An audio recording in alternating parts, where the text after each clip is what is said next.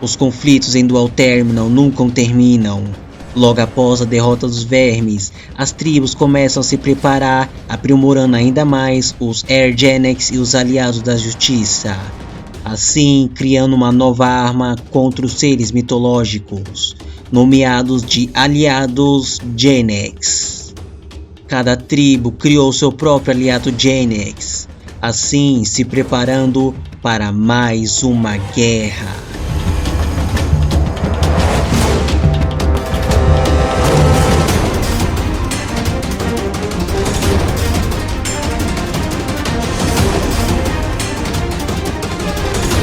Enquanto isso, na tribo Jurrak, a batalha contra os seres mitológicos atinge seu auge.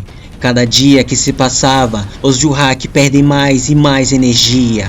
Eles não tinham outra escolha a não ser fazer o seu contra-ataque final. Os Jurrak restantes se agruparam e transformaram seus corpos em um meteoro gigante em chamas, que caiu diretamente em seu próprio ninho. O fogo e o impacto transformaram toda a área em um mar de chamas. Os seres mitológicos foram reduzidos a cinzas junto com o ninho, mas infelizmente muitos seres mitológicos não morreram neste impacto.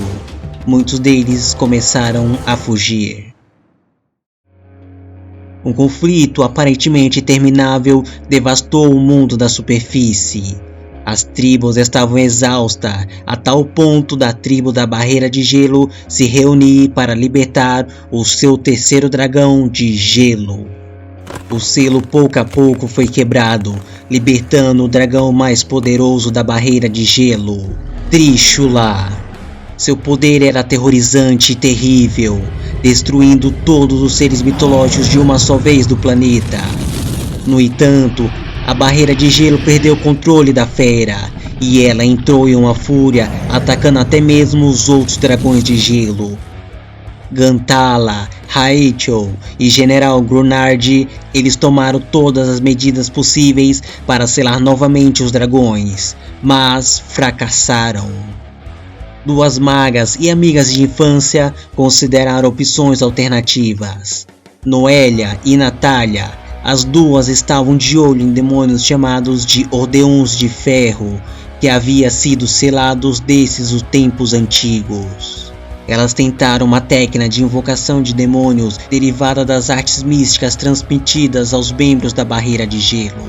Porém, o ritual de invocação falhou, pois as duas foram incapazes de controlar o poder inesperado dos Ordeons de Ferro. E neste processo, Natália perde a sua vida. E Noelia começa a ser corrompida pelos Ordeons. Trishula, descontrolado, começa a influenciar os outros dois dragões de gelo, e com os seus rugidos começam a transformar o mundo da superfície em um mundo de gelo. Com as tribos extremamente exaustas, todos foram incapazes de parar os três dragões de gelo.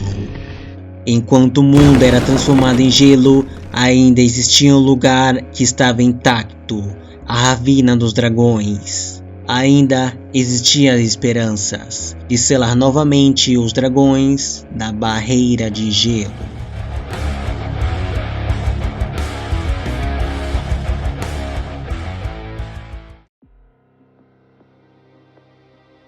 Com o mundo sendo transformado em gelo, existia uma única tribo que não estava totalmente derrotada: a Ravina dos Dragões, lar das Dragonidades. Visto a necessidade da guerra, os Cavaleiros Dragonidades foram convocados para combater os dragões de gelo, enquanto do outro lado os magos preparavam o ritual de selamento. Mais uma batalha estava para se iniciar no mundo de Dual Terminal. As Dragonidades estavam preparadas para a batalha. Armagran partiu com o primeiro golpe, lutando bravamente contra Gungnir. Logo após, várias Dragonidades emergiram para ajudar na batalha. Duque, observando quão forte eram os dragões de gelo, convoca seu dragão divino para a batalha. E assim ele o convocou: "Venha, Cavaleiro Dragonidade Ascalon!"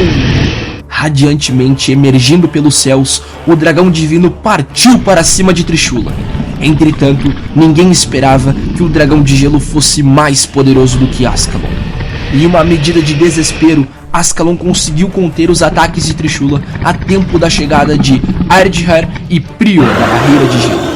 E então, com uma frente única, unindo suas forças, os Cavaleiros Dragonidades lançam seus ataques mais fortes, com o poder da esperança acentuando suas auras até o limite. Os Dragões de Gelo finalmente são derrotados, e por fim, mais uma vez, selados pela eternidade. Com o fim da ameaça de gelo, o mundo aos poucos começa a normalizar, e as tribos a se reerguerem, pois, afinal, a vida continua.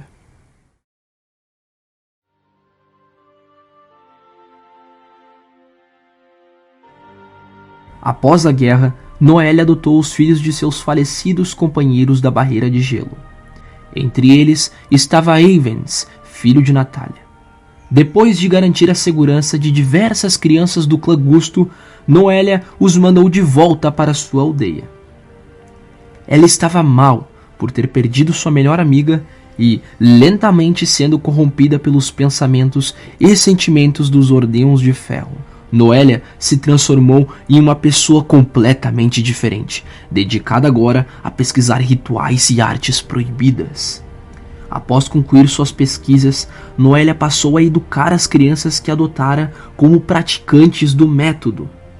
Ela os rompeu com a barreira de gelo, levando consigo o artefato sagrado, o espelho da barreira de gelo. Depois de modificado por Noelle, o espelho então se tornou um santo artefato para controlar todos os tipos de rituais.